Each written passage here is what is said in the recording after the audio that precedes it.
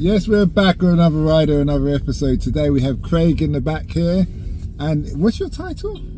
I'm a London campaign staff member, so I work in campaigns for the Dems. Okay. So, what were you like at school? Yeah.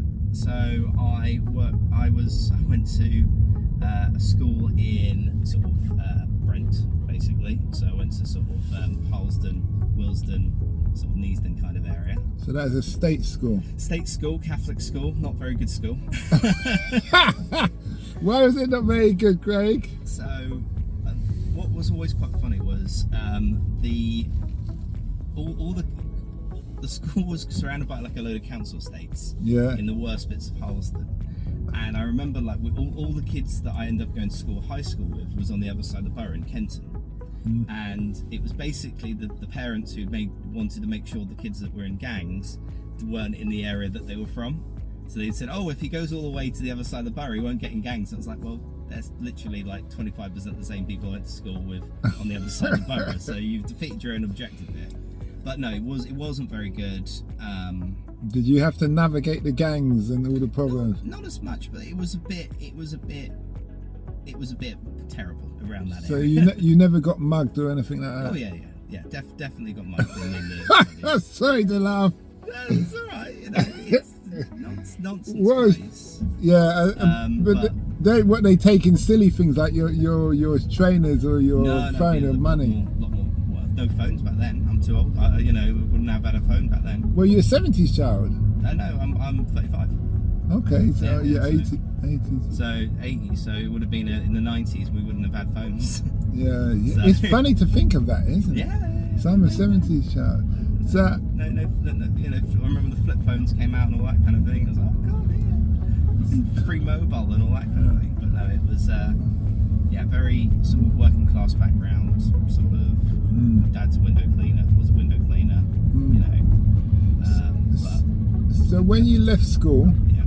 did you go straight to college? Yep.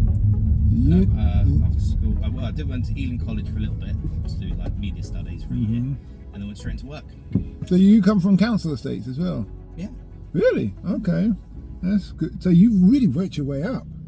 So how did you find yourself advising politicians? Well, what happened was I worked in like retail and hotels for like my entire career, and then about 4 years ago, I was helping run this by-election in Alberton, and we won, and it was great. It was like just before, I think it was like a few months before COVID hit, and it was like, oh, this is great, I've won this seat. And So wait a minute, just so we don't jump, how did you get to the position where you're helping run a by-election? so I've been a member since tuition fees. So when tuition fees hit with the Lib Dems, I was very annoyed with the party, and I thought they'd made a mistake, and I was going to tell them that they'd made a mistake. Yeah. And so it was a weird reason to join the party, but I did. And then I'd always been volunteering and things like that, helping out, like delivering leaflets, knocking on doors. Was that when Liberals won but Tory took the lead? Yeah, so it was during the coalition. You had the Conservatives were the main party, and the Lib Dems were the junior party. And then so I was a member back then, and then I voted Lib Dem that time. Simon Hughes was the guy in my bar. But I was really peed off. I was confused. I didn't know how that made sense. I still don't know how that made sense. It's something that we're not used to in this country. We're not used to coalitions. In loads of other countries, like France. Germany, Spain, Italy, loads of the continent, they have coalitions because they have lots of compromises that they do, and we're not as used to that. We're used to sort of one party having the majority, and that's it, But we haven't had a coalition again, have we? No, we've had coalitions in the past. So in the past, before, like during the war, was a coalition. Okay. That was Labour and the Conservatives and the Liberals all together in one big coalition. But that makes sense because you were fighting the Germans. Exactly. And then you've had other times when there's been no majority, when other parties have come together to actually, So just to explain, what makes up why you'd have a coalition, like in that Lib Dem coalition, thing? you don't have the majority of seats. So you need to form a government that will be able to basically survive and Mm. vote on things that make sense. So when you say, let's say there's 100 seats. 100 seats. If Tories had 30%. Well, no, it's not on the percentage on the seats. So in other countries, they have some forced representation. So you have, if you vote for the party, that's the proportion of votes you'll get. But in this country, we have first past the post, where you're voting for a person, and it's, you know, first the person who gets the most votes out of that seat. Okay. So you could end up, for example, like Labour have got like 35% of the vote, but more than 50% of the seats. So it's not a fair system in the UK at the moment. Yeah, it doesn't sound. Yeah. So that's why we do. So in other countries, most parties will get around those kind of votes, and they'll have to work together to get 50% of the seats, which is like essentially 50% of the vote. Do you reckon we'll change it to make it fair? I'd like us to, and our party does, but I think you just need enough people wanting to have it, you know. When you say enough people, enough politicians? No, not just enough politicians, people.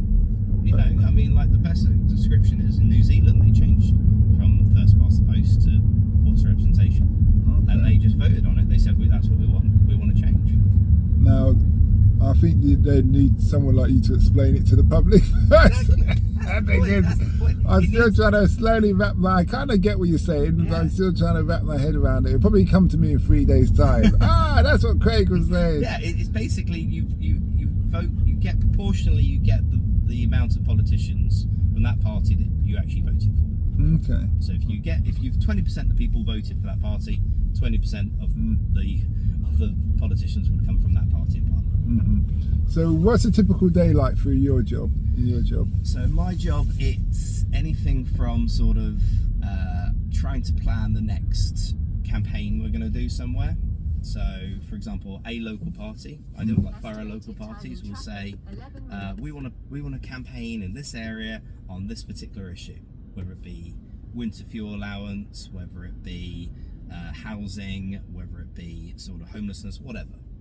Is this just based on every 4 years for the election, or is it generally like there's always a campaign for something going on? There's always a campaign for something going on. And also because if you work all year round and you're helping people all year round, they're going to appreciate that. So even if you're not doing an election year and you're helping out and you're asking what's the local issues, they're gonna appreciate it. So you got some players who are good, but like I saw on LBC, what's his name, the reform guy, Nigel. People were pulling him up saying, all right, you're down here, but you're not answering the emails. Exactly. So you're not really, do you see what I mean? Yeah. So, but you're saying in your job, you make sure the people basically sort of keep to the local side of things, keep to doing the work in those areas. And it's and because some you're dealing with lots of volunteers, some people are elected part-time as councillors. Not everyone has all the time, but they, you get them sort of saying, oh, this is what you're going to do this week, or this is what you do this month, and also getting them kind of excited to do things when they're like, well, if you do this campaign and it works, it means we might have step-free access at this station. And they're like, oh, that'd be really nice, And then they can put their name on that. They can put their name on it, and they can feel like they've made the world a better place. So are you helping like the people who would be career politicians, or is it just politicians in general? Weirdly, I don't encounter many career politicians in the Lib Dems, because it's not the easiest place to get elected. Okay. So a lot of them are basically needing to be asked to stand. People are like, oh, well, I'm retired now and I've got a little bit of time. I'm like, would you be interested in standing as a politician? And they were like, I haven't thought of it. And then they think about it and they like it and they enjoy it. I've heard certain ones who would never have considered it, and then they got the bug and they were like, actually, this is quite fun. I'm not sure fun is the word. It's fun because you do go to all sorts of things, honestly. It's not as, if you get the reward of feeling like you're helping people sometimes. Yeah. No, and obviously it can be difficult, but also it's, you have that responsibility. Obviously, you get loads of people with loads of egos. Everyone's got an ego. I can see you really like your job. Talking about egos, how do you manage the clients' egos? A lot of the time I just sort of, it depends really. Sometimes you're going to have to sort of, I'll leave my ego at the door and just go, oh, well, you know, you'll be front and centre on this. That's fine. You know, But, being behind the scenes and not actually being the person sort of being front and centre. But you're never there to be front and centre. It's about what I'm saying, how do you manage their ego? Because they're coming to you. Oh, no. Well, a lot of the time it's based on trust. So a lot of the time it's based on, if I've helped them on something, they are more likely to trust that I'm going to be able to help them on something else. They say, oh, Craig knows what he's doing, that kind of thing. That's what I've done, is I've just built that up. Because I've been working this for 4 years. And it's just basically like building those relationships and going, oh, this is how this and this. And like, for example, if I meet someone and they're like, oh, I want to get involved, and they happen to live in the area of one of those people, I'll immediately say, oh, look, can I get you in touch with the team out there? And immediately message them going, here's the new activist for you. And they're going like, oh, cheers for that. Appreciate Craig. Yeah. You know, it's the trust more than anything, you know. What have you learned about this industry you're in that you wish you knew when you started? Think about that for a bit. I guess the hours. The hours are a bit rough. Yeah. Hours can be sort of all over the place sometimes. And why are they all over the place at times? Because there's certain times you need to get stuff out very quickly. If something's suddenly happened, you know, whether it be a particular issue in the area or it be an election suddenly got called. So a lot of it is doing some things very quickly, and some things you have to sort of let slowly boil. That's one of the things. It's a lot of trying to sort of delegate to people, but I'm used to that because I worked in retail and hotels where you had to sort of go, oh, can you do this while I do that? It's a spinning plates, which is fine. But please. It's more the times, like, you know, I've done quite late shifts and quite late nights to sort stuff out, you know. So you have to go to every function the politician goes to? No, not at all. Okay. I'm more sort of the areas where we're sort of trying to get on the ground. So I'm not doing any of the sort of, this politician's going to go here to this particular event. I've done that a little bit, but not, you know, that's a little bit of my job, but most of it is this thing needs to go out in this area on this particular day, or we need to approve this person, or it's lots of different departments as well, so you're dealing with lots of different things. But what qualifies somebody to be in your position? Is there a course that if a younger person wanted to, I want to do what Craig does, does he have to go to uni or college? No, you don't have to go to uni. I never went to uni. There are a lot of people in politics who did go to uni, but you don't have to.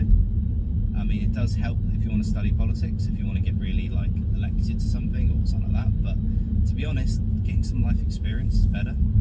Like, you know, I learned more from sort of working Christmas and Hamleys in terms of dealing in busy periods than I did in any other thing. I suppose Christmas and Hamleys is probably high pressure as well. Incredibly high pressure, and it can be similar at certain times of the year. But the thing is, volunteering with a political party is always a good idea, because then you can get an idea of the basics. Oh, that's how that relates to that.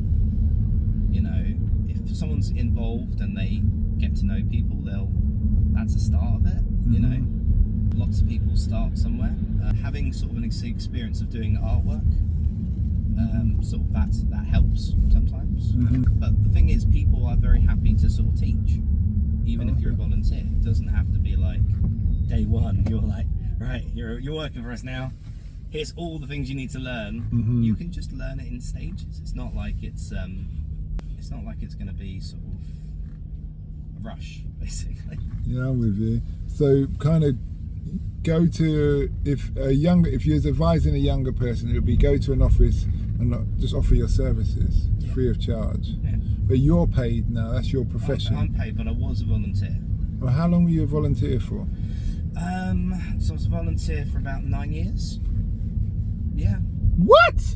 The thing is, I never thought of being a staff member. I thought, you know what? I'm just going to work in my normal job and volunteer when I'm free. So you didn't get paid for 9 years? Yeah, because I had another job. And I had another job and I didn't think about it. And how many hours were you dedicating a week then? And then one of my mates basically said, you should consider working for us. And I was like, why? He said, well, you know the stuff. Why don't you just come work for us? And I was like, all right, sure.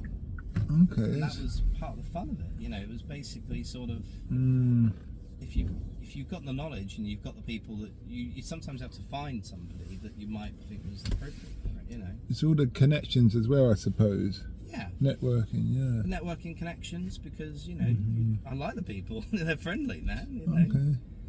Well, beers and things like that. I could ask many more questions, but sadly we're coming to the end. Right. We very inspirational, your story. Oh, thanks, man. Our last question to you is Craig going to be the next MP? So, I had a fun experience during the general election. I got to stand in an area where I grew up for some time, and I got to be sort of what's called a paper candidate, where I wasn't going to win, but I got to stand.